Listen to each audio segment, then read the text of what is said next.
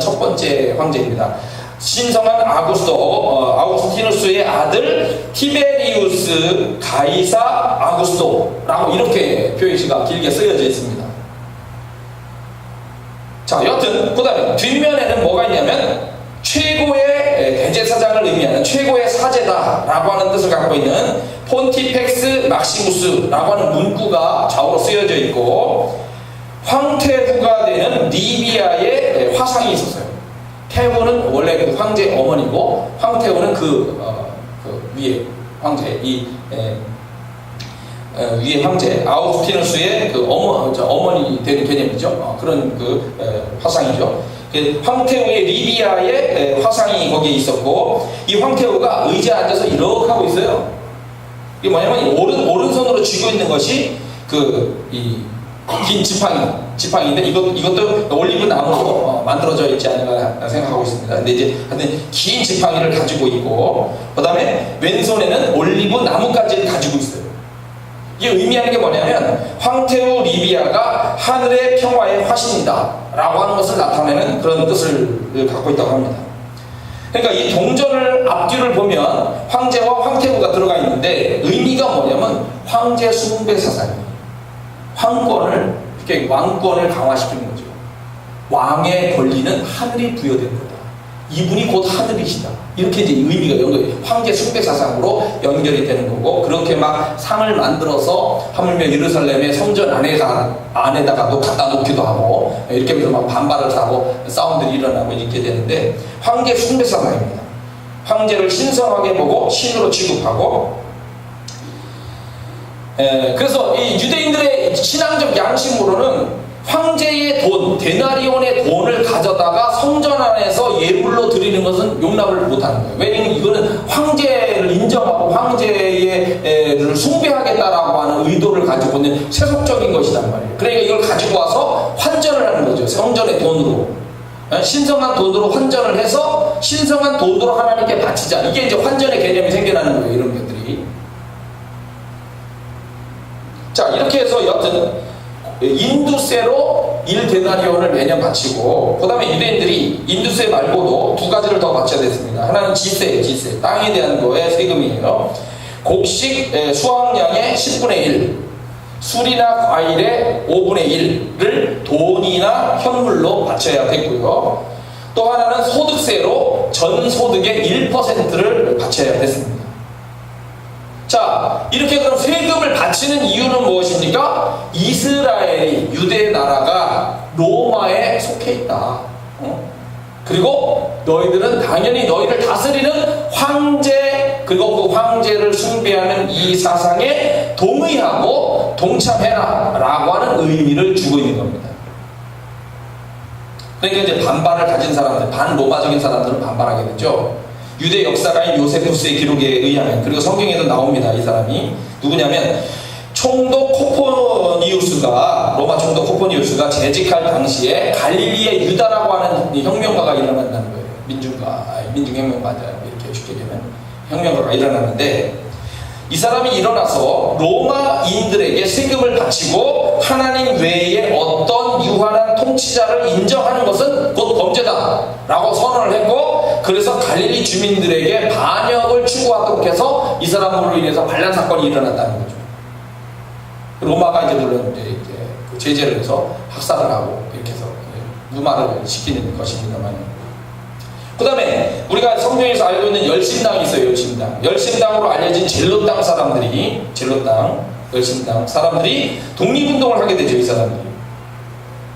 이 사람들은 무력혁명을, 무력의 독립을 추구하는 거기 때문에, 그래서 칼을 가지고 다니다가 나쁜 저기 보면 찔러 죽이기도 하고 집에 불을 지르기도 하고. 그래서 세금을 바치는 것은 이방인인 로마의 황제에게 순복하는 일이다 하고 해서 격렬하게 반대하는 거예요. 자, 그럼 이제 예수님으로 다시 돌아와서, 자, 예수님이 세금을 내지 말라 만약에 얘기를 하면 반로마적인 것이 돼서 정치법에 걸립니다. 자, 그러면 세금을 내라 하면 아까 얘기했듯이 반메시아적인 겁니다. 반메시아적인 것으로 종교법에 또 걸리게 되는 거예요. 자, 이 세금 문제라고 하는 것은 간단한 문제가 아니라 이렇게 해도 빠져나갈 수 없고 저렇게 해도 빠져나갈 수 없는 아주 교묘하고 악의적인 질문을 하고 있는 겁니다. 지금 우리나라 정치적인 거에서 한 가지 중요한 이슈 문제가 되고 있는 것이 블랙리스트입니다. 문화계의 블랙리스트. 여러분, 백조 하면 무슨 생각이 나나요? 백조의 색깔이 뭡니까? 백조 하면 옛날에 이 유럽 사람들은, 서구 사람들은 백조 하면 다 흰색으로 생각하고 있었어요. 근데 17세기경에 이 사람들이 호주로 건너간 거예요. 호주에 건너가서 보니까 백조 중에 검은 백조가 있다는 거예요. 나의 고정관념은 하얘야 돼. 백조가 하얘야 되는데 검은 백조가 있다는 거예요. 그래서 이것을 가르쳐서 이제 영어로는 블랙스완, 검은색의 백조다라고 하는데, 이것은 상당히 예외적인 문제이고 좋지 않은 뜻으로 생각을 해가지고 이것이 블랙 백조, 나아가서 이 말을 우리나라에서 블랙리스트라고 하는 단어로 표현을 하게 되는 겁니다. 자, 자기들의 입맛에 맞지 않으면 사진까지 조작합니다. 최근에는 누드 사진까지 다 조작을 해가지고 그렇게 배우들을 욕보였다라고 얘기하죠. 국정원에서 한 짓이 사진을 조작하고 사건을 조작하고 직장에서 쫓겨나게 하고 사람들로부터 조롱과 외면을 받게 하고 사업조차도 못하게 하고 기회를 박탈하고 지원을 중단해서 인간답게 살려고 하는 것도 못하게 막아왔다.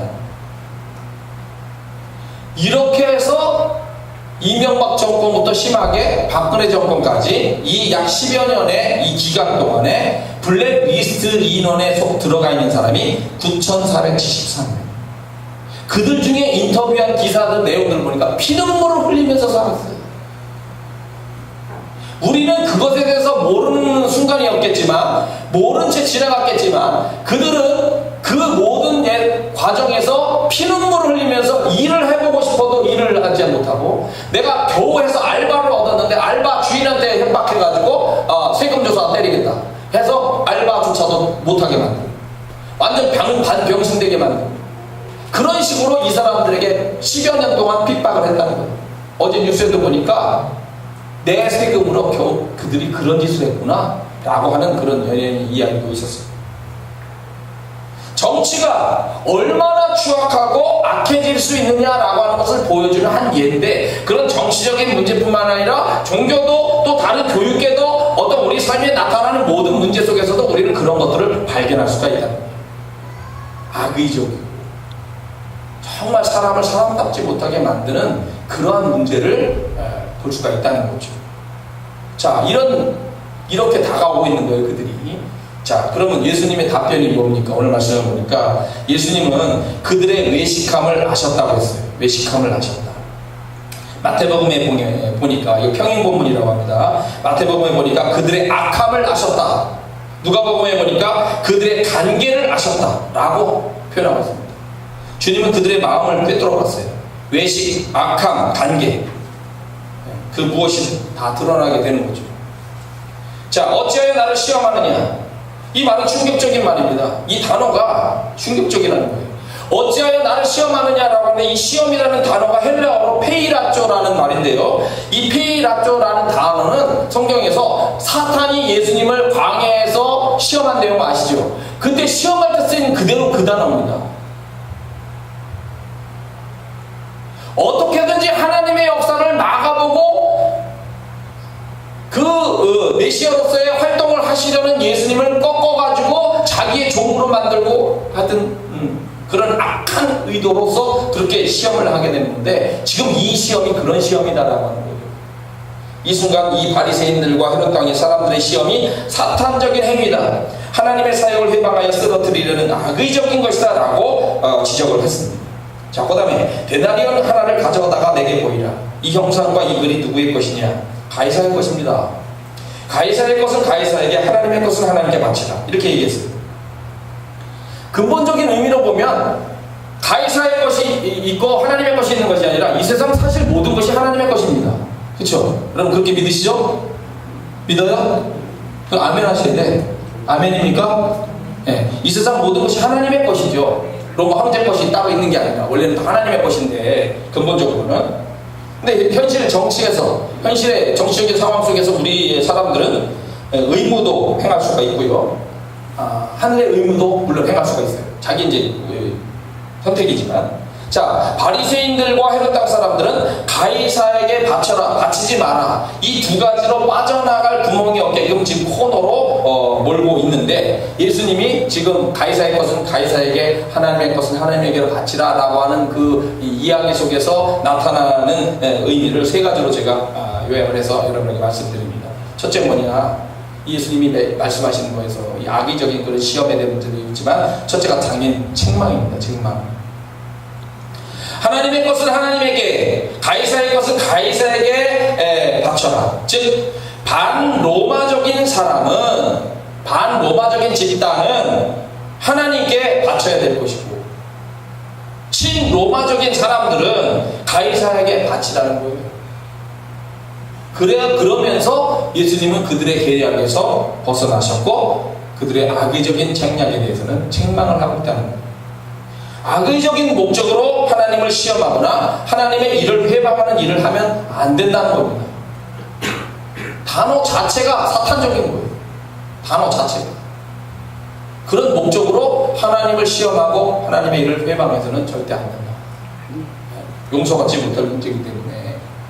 자, 그 다음에 중요한 문제는 자신을 돌아보라는 얘기예요. 자신을 돌아봐라. 자, 여러분 카지노 알죠? 카지노 가보셨나요? 안 가봤지만 아시죠? 뭘 하는지, 뭐 당기기도 하고 뭐 돌리기도 하고 뭐 카드 갖기도 하고 이렇게 하죠. 여러 가지 하는데, 카지노에 없는 게 세 가지랍니다. 카지노에 없는 게 세 가지. 시계, 거울, 그리고 창문이에요. 자, 시계가 왜 없냐? 시계는 시간을 보는 거예요. 시계가 없다는 것은 시간이 얼마나 되었는지 알지 못하게 만드는 겁니다. 거울, 자신을 보는 겁니다. 자신이 어떻게 변했는지를 알지 못하게 하는 겁니다. 창문은 세상과 소통하는 거고 계절을 보는 겁니다. 계절이 어떻게 변했는지를 알지 못하게 하는 겁니다. 한마디로 얘기하면 시계와 거울, 창문을 보지 못하게 만드는 것은 자신을 잃어버려라 라고 하는 겁니다. 자신을 잃어버리고 노름과 오락에 미친 인간이 되어라 라고 얘기하는 사업적 수단인데, 의도를 알면은 이게 상업적인 수단이긴 하지만 사실 굉장히 나쁜 의미죠.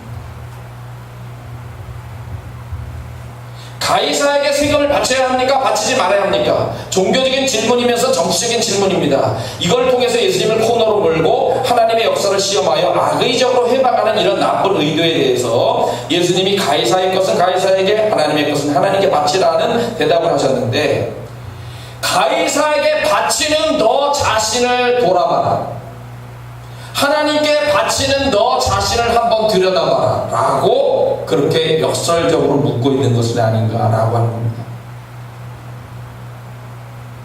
자, 가이사에게 세금을 바치는 사람은 가이사의 권위를 인정하기 때문에 가이사에게 세금을 바칠 겁니다. 하나님께 바치는 사람은 하나님의 권위를 인정하기 때문에 하나님께 바치게 되는 거예요. 그러면 이 말씀의 지금 전체적인 흐름은 세금 문제가 아니라 하늘의 권위를 네가 가지고 있느냐라고 하는 것에 초점이 있기 때문에, 이런 질문을 가지고 이 세금 문제를 다시 들여다보면, 내가 만약 이 땅의 권위, 즉 황제의 권위를 인정하고 세금을 바치고 있다고 한다면, 너는 하늘의 권위, 하나님의 권위를 인정하고 하나님께 헌금을 드리고 있는 라고 이렇게 지금 묻고 있는 거예요.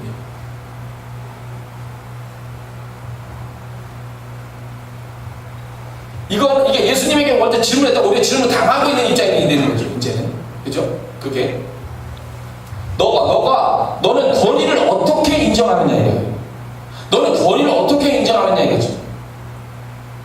정치적인 권위를 인정하든, 종교적인 권위를 인정하든, 너의 자신을 돌아보고 판단을 해라.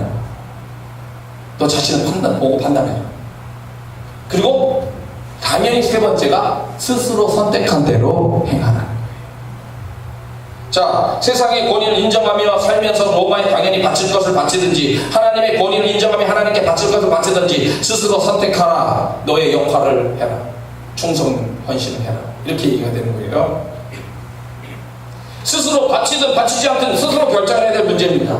그것에 대하여 그런데 책임까지 들어가게 됩니다. 이게 중요한 문제입니다.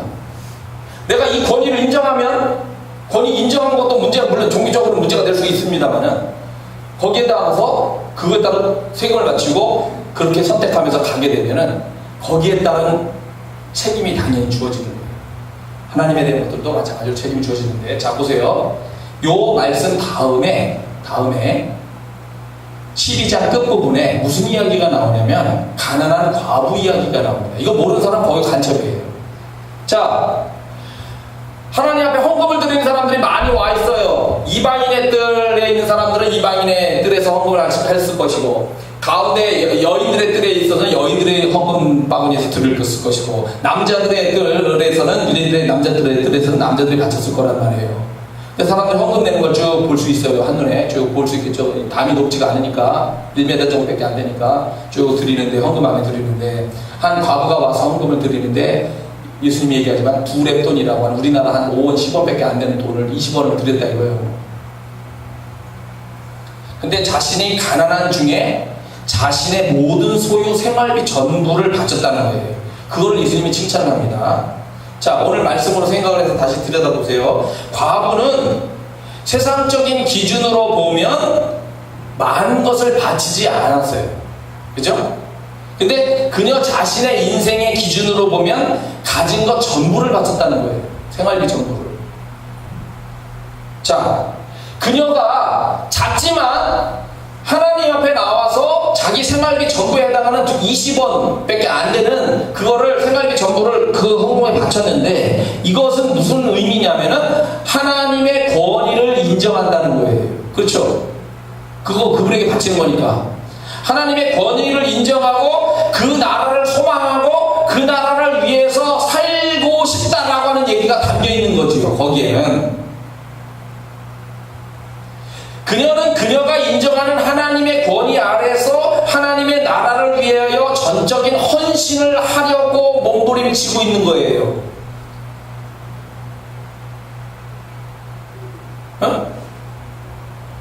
그러니까 생활비가 얼마 안 되지만 그 생활비 전부도 드려보는 거죠. 나는 내 하나님을 위하여 내 전적인 헌신을 한번 해보겠다라고 그 20원을 드린 거예요. 그 이야기를 12장 끝에서 얘기를 합니다. 예수님이 얘기를 하는데, 이거로 이렇게 연결해서 쭉 이렇게 보면요, 자, 세상의 권위와 하나님의 권위가 있는데 너는 어떤 것에 너의 마음을 두고 선택하며 거기에 충성과 헌신을 다하고 있느냐. 너는 하나님의 권위를 인정하고 있다 라고 얘기하는데, 너는 하나님의 권위를 인정하는데 너도 과부처럼 할 수 있니? 라고 또 묻게 되는 겁니다. 이게 네가 하나님의 권위를 인정해서 하나님께 바쳐요. 그냥 그거로가 아니라 내가 하나님의 권위를 그럼 인정하면 너는 어디까지 하나님을 위하여 헌신해 볼 수 있니? 라고 하는 또 다른 질문이 또 가능하게 되는 겁니다.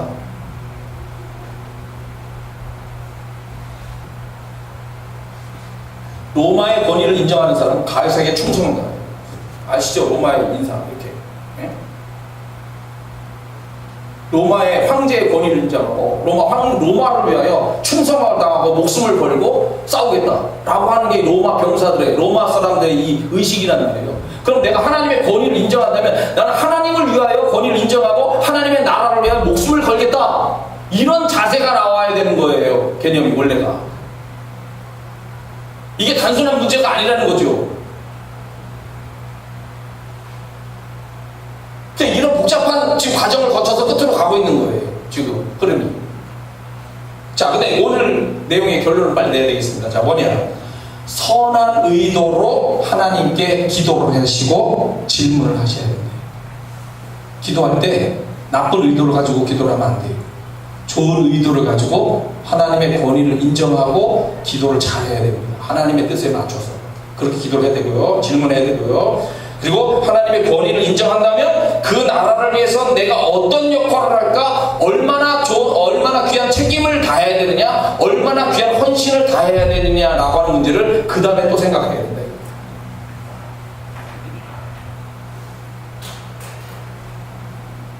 저는 저도 이런 설교를 처음 하는 것이고, 제가 이런 관점에서 그 가난한 과부의 두 랩돈의 문제를 다시 보게 됐던 거예요.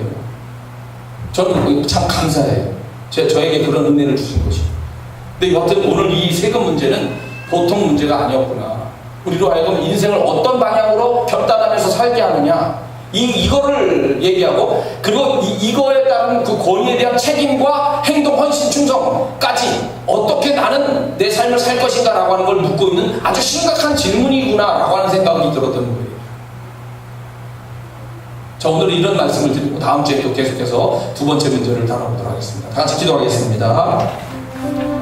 하나님의 권위를 인정합니다. 그리고 하나님의 뜻대로 헌신하고 책임있게 달려가기를 소원합니다. 때로는 우리가 그렇게 못할 때도 있습니다.